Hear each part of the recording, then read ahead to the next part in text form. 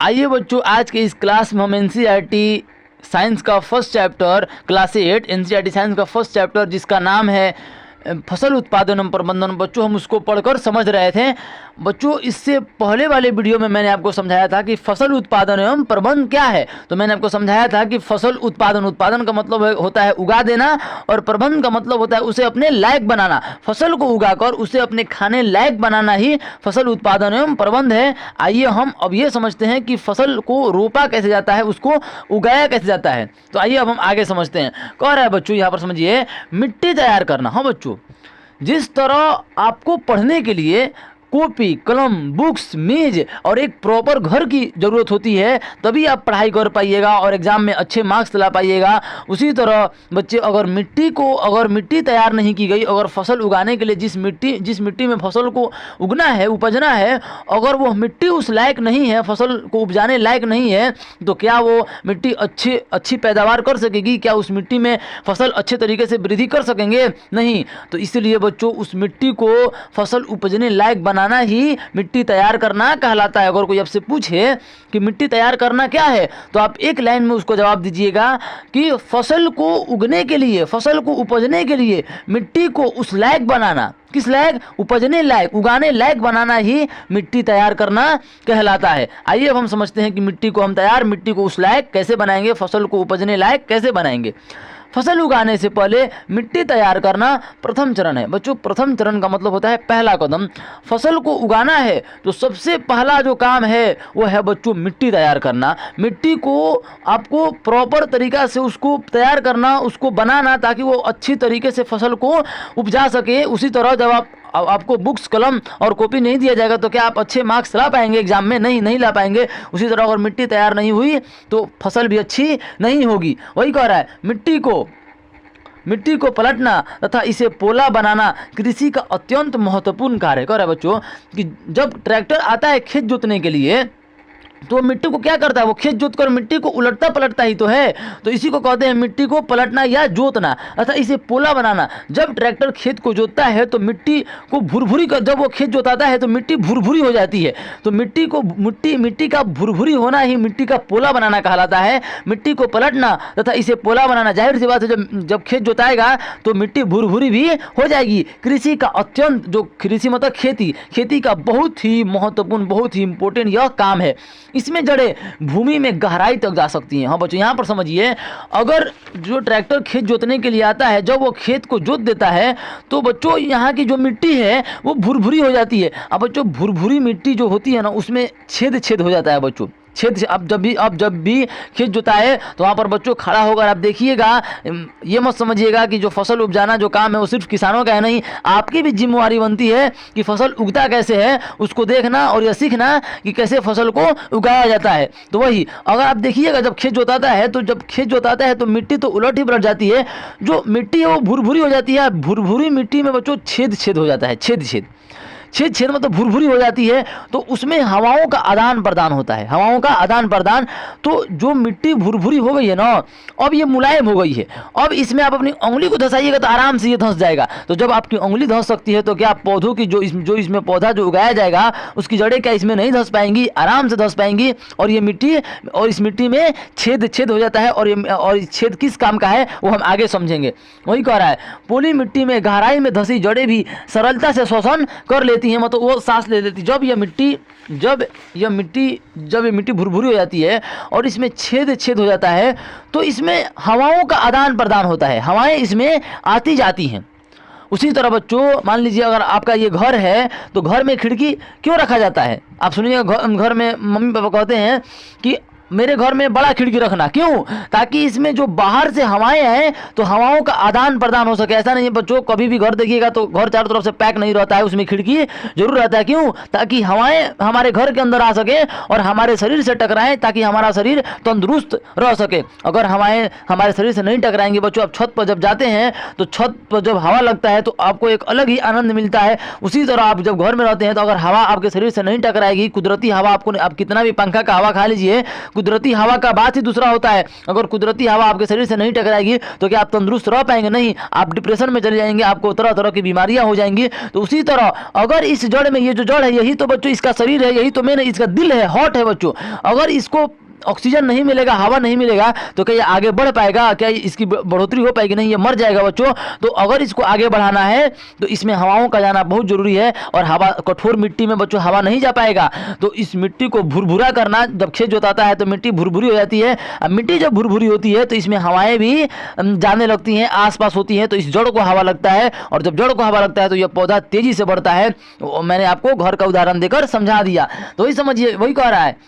पोली मिट्टी, भुरभुरी मिट्टी में गहराई में धंसी जड़ें भी सरलता मतलब आसानी से सांस, शोषण मतलब सांस ले सकती हैं।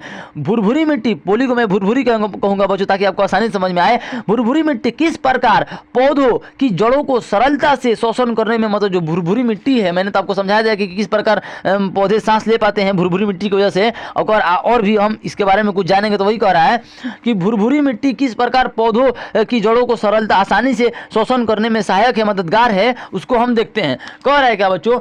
पोली मिट्टी में रहने वाले केंचुओं और सूक्ष्म जीवों की वृद्धि करने में सहायता करती है। जो भुरभुरी मिट्टी रहती है ना बच्चों, अगर आप देखिएगा कभी अपने घर में, अगर आपके पापा अगर मछली मारते होंगे बच्चों, मछली भी मारा जाता है, तो मछली अगर मारते हो तो उनसे पूछिएगा, केंचुआ वो पकड़ के लाते हैं।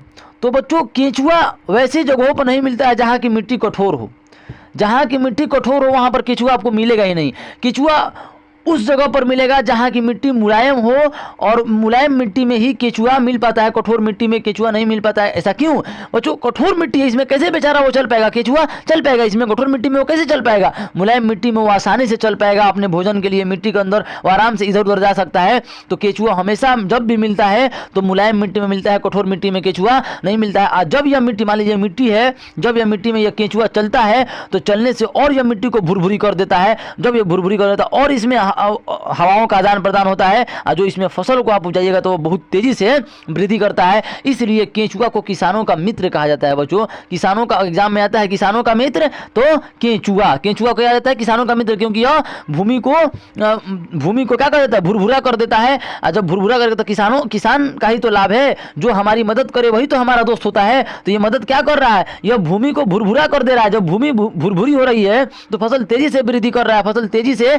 आगे की ओर बढ़ रहा है। जब बढ़ रहा है तो किसान को ही तो फायदा है। तो जो हमारी मदद करे, जो हमारी सहायता करे वही तो हमारा दोस्त है। तो किसानों का मित्र केंचुआ, आप याद रखिएगा इस बात को, किसानों का मित्र केंचुआ। भुरभुरी मिट्टी में रहने वाले केंचुओं और सूक्ष्म जीवों। बच्चों सूक्ष्म का मतलब होता है बहुत छोटा, इतना छोटा कि उसको हमारी आंखें नहीं देख सकती हैं। हाँ बच्चों, आप चींटी को देख सकते हैं, मान लीजिए उससे भी अगर कोई छोटा जीव है तो आप उसको देख सकते हैं, लेकिन अगर उससे भी अगर छोटा जीव है तो उसको आप नहीं देख सकते हैं। तो आप कहेंगे कि अगर हम उसको नहीं देख सकते हैं तो वो चीज़ नहीं है। नहीं बच्चों, ऐसा नहीं है कि अगर आप किसी चीज़ को देख नहीं पा रहे हैं तो ऐसा मतलब, इसका मतलब ये नहीं कि वो चीज़ दुनिया में है नहीं। हवा को भी आप नहीं देख सकते हैं, तो क्या इसका मतलब ये थोड़ी ना है कि हवा नहीं है? हवा है और चारों तरफ है। तो बच्चों कुछ जीव हमारे वातावरण में, हमारे वायुमंडल में इतने छोटे हैं कि उनको हमारी आंखें नहीं देख सकती हैं, लेकिन वो चारों तरफ हैं, लेकिन बस उनको हम देख नहीं सकते हैं। तो इतने छोटे हैं, तो इतने छोटा जो हमारी तो कोई कहेगा सूक्ष्म में क्या है? इतना छोटा कोई जीव इतना छोटा है जिसको हमारी आंखें नहीं देखती है, उसको हम सूक्ष्म कहते हैं। तो यहाँ पर छोटा कौन है? तो जीव है। तो ऐसे जीव जिनको हमारी आंखें नहीं देख सकती हैं उन्हीं को हम क्या बोलते हैं? सूक्ष्म जीव बोलते हैं। तो केंचुआ और ये जो मिट्टी है, ये जो मिट्टी मैंने आपको अभी समझाया, ये जो मिट्टी है इसमें केंचुआ भी रहता है और छोटे इसमें जीव भी रहते हैं।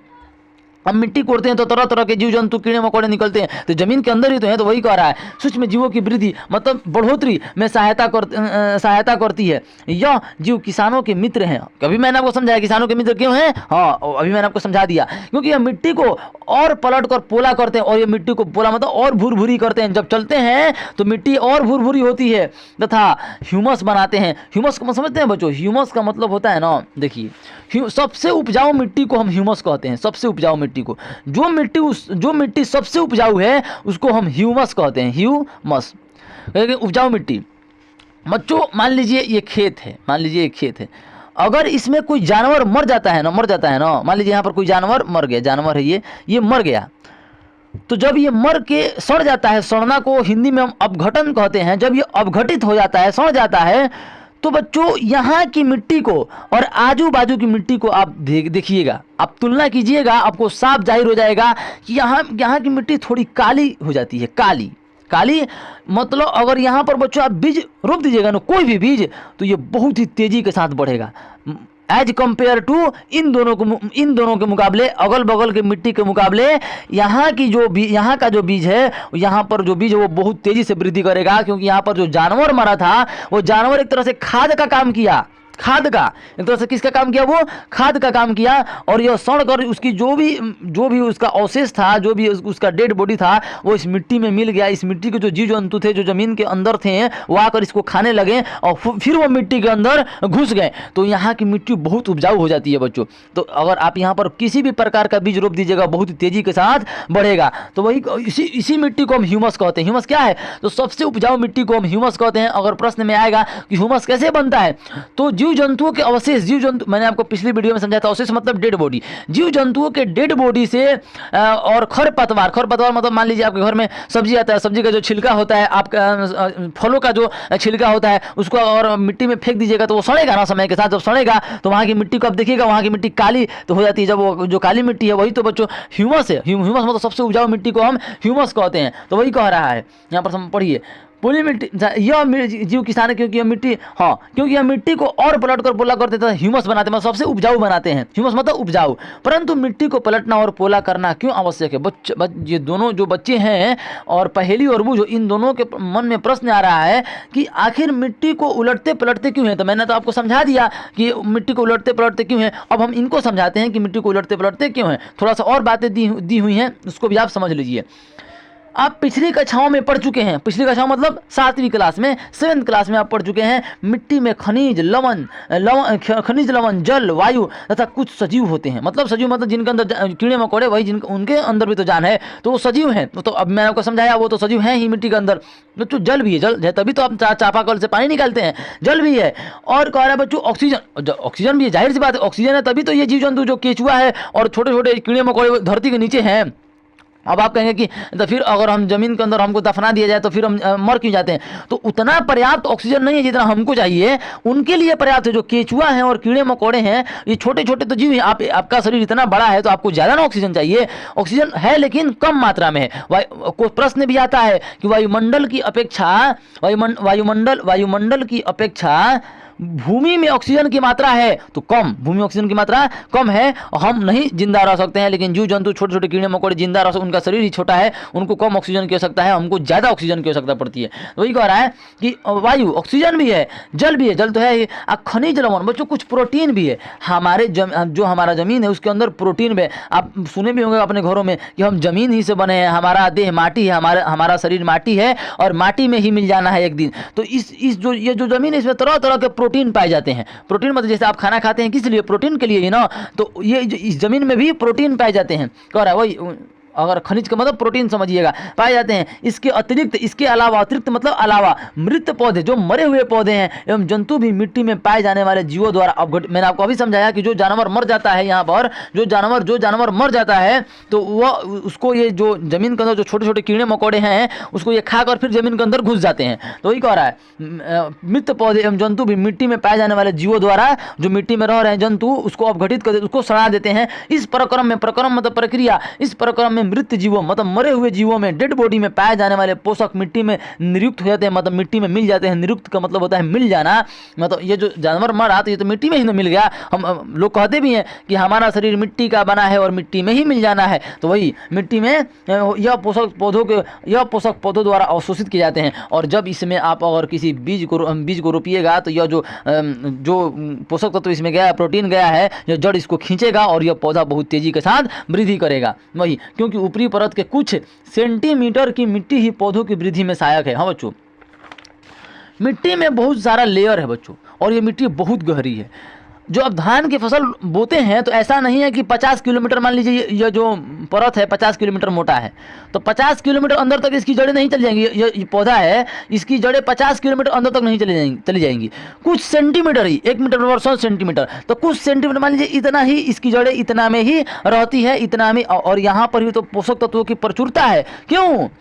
क्योंकि ये जो जानवर आप फेंके, मरे हुए जानवर को फेंके, मान लीजिए आपके घर में छिलका जितना भी फसल, जो जितना भी सब्जी और फल का छिलका है, आप इसी मिट्टी पर तो फेंकते हैं। ऐसा तो है नहीं कि आप जो छिलका है उसको मिट्टी के अंदर 20 किलोमीटर अंदर दफना देते हैं, ऐसा नहीं ना है। आप ऊपर फेंक देते हैं, खेत में से फेंक देते हैं, तो जो सड़ता है तो मिट्टी के ऊपरी सतह पर ही तो रहेगा। तो मिट्टी के ऊपरी सतह पर रहेगा तो सबसे ज़्यादा खाद, सबसे ज़्यादा ह्यूमस मतलब उपजाऊ मिट्टी, सबसे ज़्यादा उपजाऊ मिट्टी कहाँ पाई जाएगी? तो सबसे ऊपरी वाली सतह, सबसे मिट्टी की सबसे ऊपरी सतह पर ही सबसे उपजाऊ मिट्टी पाई जाती है। तो प्रश्न आएगा सबसे उपजाऊ मिट्टी पाई जाती है, तो होगा वहां पर ऑप्शन में कि मिट्टी की सबसे ऊपरी परत में। तो आप क्या टिक कीजिएगा? मिट्टी की सबसे ऊपरी परत में ह्यूमस पाई जाती है। ह्यूमस मतलब उपजाऊ मिट्टी पाई जाती है। क्यों? आपको मैंने बताया, वो समझ लीजिएगा।